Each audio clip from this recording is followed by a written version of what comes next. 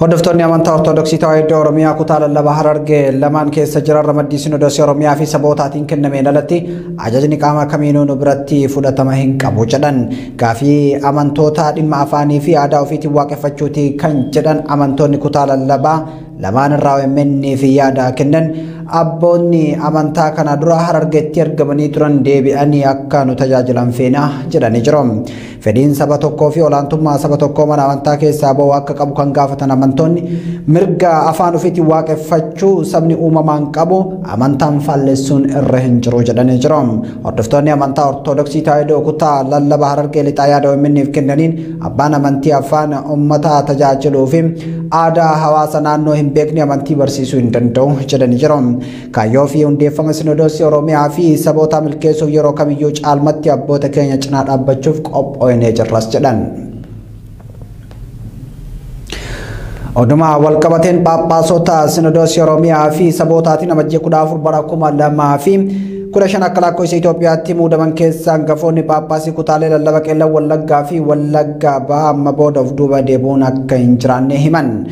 Amantaan madda bilisummaa fi ka'umsa eenyummaa ofiiti kan jedhan Phaaphaasonni kunneen rakkoo bulchiinsa gaarii mana amantaa Ortodoksii Tawaahidoo keessatti waggoota hedduu mul'achaa ture hundarraa maqsuuf Sinodoosii Oromiyaa fi saboota itti fufsiifnaa jedhan. Phaaphaasota Sinodoosii Oromiyaa fi saboota gara kutaalee lallaba adda addaatti argeen alatti Phaaphaasiin kamiyyuu maqaa tajaajilaatiin uummata gowwoomsuu hin qabu jedhaniiti jiru. Phaaphaasonni kunneen ibsa miidiyaaleef kennaniin kaayyoo Sinodoosiin Oromiyaa hundaa'eef galmaan ga'uuf uummata keenya dura buunee geggeessummaa hafuura qulqulluutiin hanga wareegamaatti ni qabsoofna jedhanii jiru. Dabalannoo dukanaa ittaanee dhiyaatama. Phaaphaasota 26 amajjii keessa Sinodoosiin Oromiyaa fi saboota muude keessaa Aboona Baarsumaa hangafa Phaaphaasii kutaa lallaba Wallagga bahaati.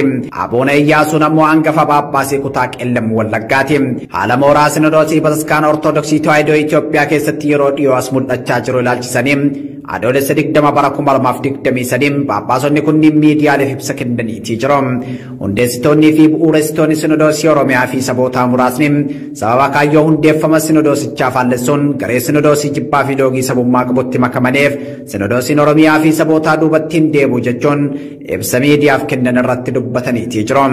Waan Sinodoosiin Oromiyaa fi saboota keessa jiru ilaalchisee haala keessa jirru uummata keenyaaf ibsuuf kan nu dirqamsiise olola Sinodoosii Oromiyaa fi saboota deeggamee jira jedhum kan garee faallaatiin hafarfamaa jiru saaxiluufim yaanneeti jedhan Phaaphaasonni kunneen. Rakkoon bu'uuraa akka Sinodoosii Oromiyaa fi saboota hundeeffamuuf nu dirqisiise rakkoo mana amantootaa keenya rakkoo bulchiinsa gaarii ta'uu isaati kan jedhan hangafni Phaaphaasiin kutaa lallabaa Wallagga bahaa Aboona Baarsumaan rakkoo kana furuuf tarkaanfii Sinodoosii Oromiyaa fi saboota eegalame tarkaanfii waloo waan ta'eef murtee nama tokkootiin waan duubatti deebi'uu miti jedhan. Ibsa kana kennuuf kan dirqamneef iddoo kanatti argame haala yeroo ilaalchisee calqabuma guyyaa muudama keenyaatii kaasee roora nurra ga'uuf olola adda addaa nurratti gaggeeffamuuf amma wanaattis nurraa dhaabbachuu waan dideefi uummata keenya jiraachuu keenyaafis sadarkaa irra jirruufis qabsamuun sadarkaa nurra jirus uummata keenyaaf ibsuun dirqama waan ta'eef kanaafidha isa kana kennuuf kan dirqamne. Egaa akkuma beekamu sababiin muudama abboota amajjii 24 naa wajjin muudaman abboota 26 ta'anii muudamneef sababii guddaan rakkoo mana amantaa, rakkoo kiristaanotaa, rakkoo biyya keenya ilaalchisee uummanni keenya kan isa tajaajilu dhabee, kan isa ilaalu dhabee, abbaa dhabee, tamsa'ee yeroo nageenyaa kan isa jajjabeessu hin jiru, kan isa araarsu hin jiru. Yoo nageenyi rakkoo nageenyaa jiraate keessaa baqatanii bahuu duwwaa waan ta'eef lafa nageenyi jirutti duwwaa godaanuu waan ta'eef uummanni keenya immoo abbaa dhabee, geggeessaa dhabee, bulchiisa gaarii dhabee mana amantaa keessaa godaanee amantaa jijjiirratee inni amantaa isaa jijjiirrachuun barbaanne immoo bakkee onaa keessatti akkuma hoolota tikee hin qabne bakkee onaa keessatti joonjaa waan jiruuf. Hordoftoonni amantaa Ortodoksii Oromiyaa keessa jiran hedduun afaan ofiitiin tajaajilamu osoo hawwaniin waggaa hedduuf duubatti dhiibamaa turanii jiru jedhan. Sababa rakkoo kanaatiin Oromiyaa keessatti manneen amantaa hedduun cufamuuf hordoftoonni hedduun illee harcaanis Sinodoosiin Itoophiyaa Oromoon amanticharraa dhiibamuu akka rakkootti ilaalee hin beeku jedhan. Wiirtuu mana lubummaa waliigalaa kanarratti kilaabii Tigraatiitti waggaa waggaan kan dhiyaatu uummata miliyoona akkasii deebisnee wangeela babal'isnee mana amantaa cufame bannee jedhaniitti badhaasamu warri biyyicha geggeessan aangoodhaan qabatan. Oduu keenya itti aanutti yoo ceenu kutaalee Oromiyaa garagaraatti ajjechaan humnoota mootummaa fi finxaaliyyaa Amaaraatiin uummata irratti raawwatamu itti fufe. Ajjechaan qaamota kanneeniin Harargee Lixaa, Horroo Guduruu, Wallaggaa fi Wallagga Bahaatti raawwatameeti jira. Ajjechaan murtee seeraa malee bal'inaan Oromiyaa keessatti raawwatamaa jira. Bal'inni oduu kana kan qopheesse Dastuu Ahmadi.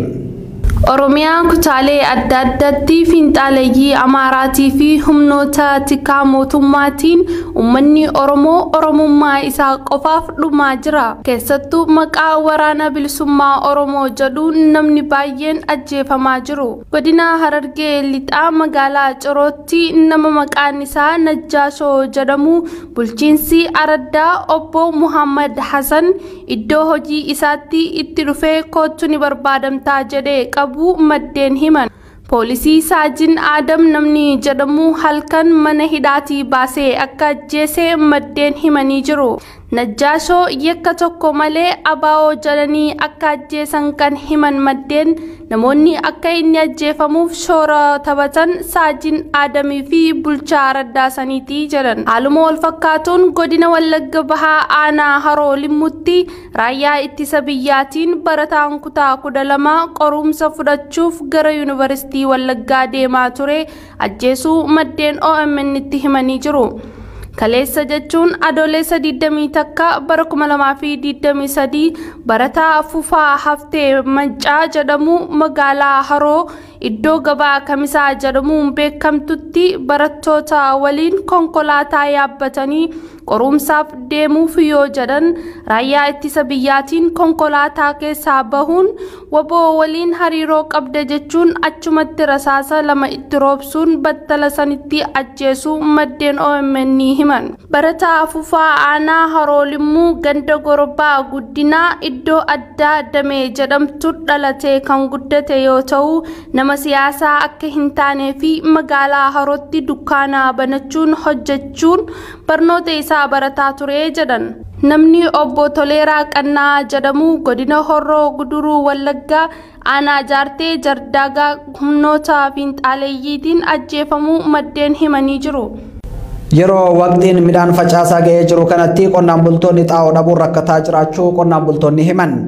Dhabamuu xaa'oo wal qabatee hanga argameeyyuu sababa gatiin isaa qaala'ee bitachuu akka hin dandeenye qonnaan bultoonni ni dubbatu. Xaa'oon jiru harka daldaltootaa fi malaammaltootaa galuunis rakkoo wal xaxaa qonnaan bultootaatti ta'uu ibsanii jiru. Wabii xila'uu maddoota adda addaa obeeffachuun waan qopheesse qaba. Waan haaraa uumuu dadhabuu qofa osoo hin taane kan uumamee jirutti fayyadamuu dadhabuun rakkoo mootummoota dhufan darbanii Itoophiyaa ta'uu KFO'n ibsa dhimma xaa'oo irratti baasee ibsee ture. Akkasuma uummanni beela'e maaliif waa'ee dimokiraasii fi misoomaa yaaduu dide jedhamees komatamuu hin qabu jedhe. Gabaasota aangawoota mootummaarraa akka hubatamutti xaa'oon bitamuun biyya keessa ni gala jedhamee karoorfame keessaa walakkaan akka hin galleetu hubatama. Qonnaan bulaan waggoota baay'eef xaa'oo fayyadamaa kan turan bara kana garuu hanga guutummaan guutuutti jedhamutti dhabaa jiraachuu irra deddeebiin himataa jiru. Rakkoon qonnaan bulaa karaa adda addaa akka hongee waraanaaf dabalata dhabamuu xaa'ootiin wal xaxaa dhufuu fi kun immoo yaaddessaa ta'uu qonnaan bultoonni dubbatu. Qotachuu hin dandeenye gam tokkoon sodaa nageenyaa akkasumas rakkoolee nageenyaatiif gama kaaniin ammoo xaa'oo dhabuudhaan gama kaaniin ammoo hongeedhaan miidhamanii beellada dhabuudhaan gama bahatti immoo rakkoon diinagdee keessattuu kufaatii oomisha jimaadhaa irratti kan godhate uummanni baha Oromiyaatis rakkoo kanaan ilmaan guddifachuudhaa fi ganna kan ammoo waanuma facaafatee dhabuun rakkoo keessattuu fuuldura dhuftuuf yaaddoo guddaa kan ta'e.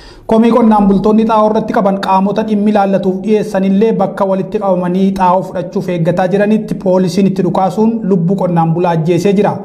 Qonnaan bultoonni godina Arsii aanaa Collee guyyoota 2 dura xaa'oo dhabuun komii qaban dhiyeeffatanis waajjirri qonnaa fi waajjirri babal'ina waldaa hojii gamtaa xaa'oo qaban rabsanii fixuu fi kuusaan duwwaa jira jechuun qaama dhimmisaa ilaallatu gaafachaa jiraachuu uummatatti himan. Haaluma wal fakkaatuun Shawaa Lixaa aanaa Midaaqanyittis qonnaan bulaan xaa'oo barbaachaaf heddummatee ba'uun hiraarfamaa jiraachuu maddeen garaagaraa himu. Uummatichi waggoota 3 oliif waraanaan rakkachaa mirga lubbuun jiraachuu kan dhabe yoo ta'u mootummaan waqtii kanatti xaa'oo yoo dhiyeessineef wabii lubbuun jiraachuu dhabaa deema.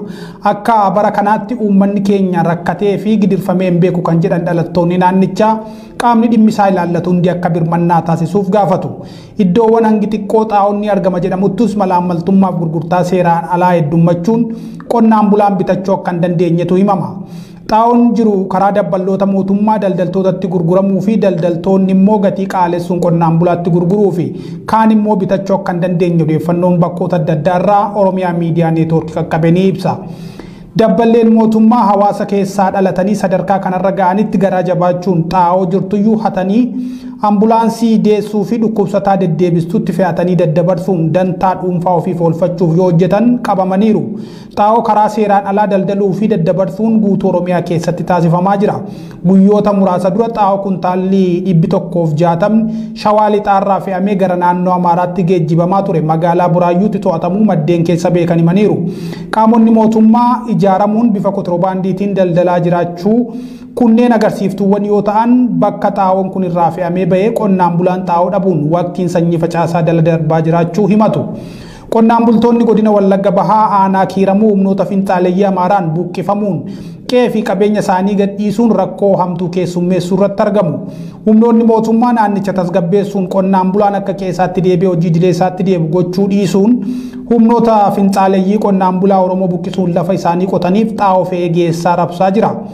Akka maddi keenya naannichaa Oromiyaa Miidiyaa Neetwoorkiitti himetti raayyaan ittisa biyyaa xaa'oo fe'uun geessee fi warra lafa Oromoo qotataa jiraniif kennaa jiraachuu hime. Nageenyaanis midhaan nyaataanis uummaticha miidhuuf karoorfamee hojjetamaa jira jechuun maddeen keenya garasii irra deddeebiin Oromiyaa Miidiyaa Neetwoorkiitti himaa turaniiru.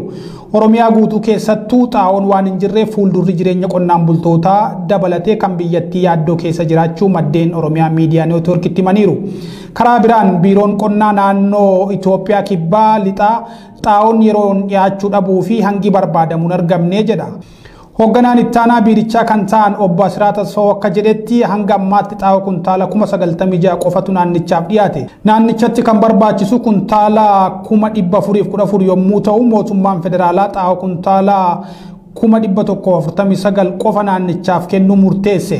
Kan murtaa'e kana keessaa kuntaalli 53 uummaticha bira akka hin geenye ibsuun uummata biratti komii guddaa kaasuu himee jira.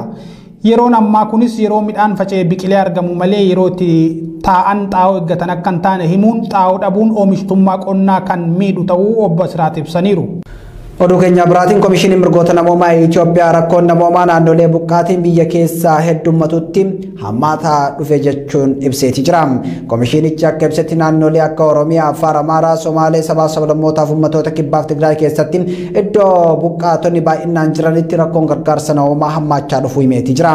Kutaalee hawaasaa saaxilamootaan keessattuu daa'imman umriin isaanii waggaa 5 gad ta'ee fi maanguddoonni sarbaa mirga namoomaa akkasumas du'aa sababa hanqina nyaataa fi dhukkuboota ittifamuu danda'aniin miidhamuu komishinichi mirkaneeffachuu ibseeti jira.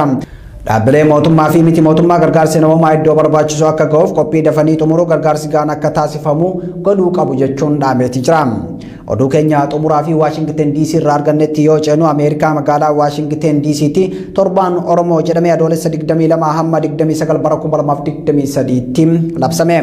Hojii gaggeessaan bulchiinsa Moontigoomeerii Marki Elerichi fi miseensa mana maree Kristiin Minki waliin ta'uun torban kana torbee Oromoo jechuun yoo labsan hawaasa Oromoo naannoo Waashingten DC jiru milkaa'ina guddaadha jedhameeti jira. Oduu walqabateen dorgommiin Osfaanaa Ameerikaa kaabaas bara kana ni jalqabaa jedhamee jira. Yaasiin san dhimma kanarratti waan qindeeffate qaba. Ayyaanni kun miseensota Osfaanaa magaalota adda addaa waliin dammaqinaan hojjechuun beekamtii horachuu fi aangawoota naannoo waliin hariiroo hiika qabu uumuuf kan gargaaru ta'uun ibsamee jira.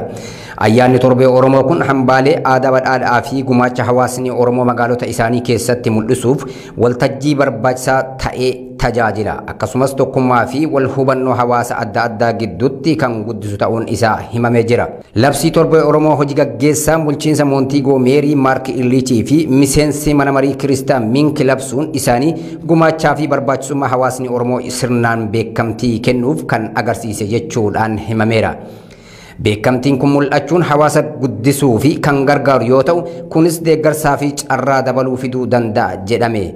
Carraan beekamtii argachuu kun hawaasa Oromoo fi Osfaanaadhaaf hariiroo abbootii taayitaa naannoo waliin ijaaruu, abbootii qabeenya biyyattii fi abbootii qabeenya naannoo waliin ijaaruuf karra saaqtuudha jedhame.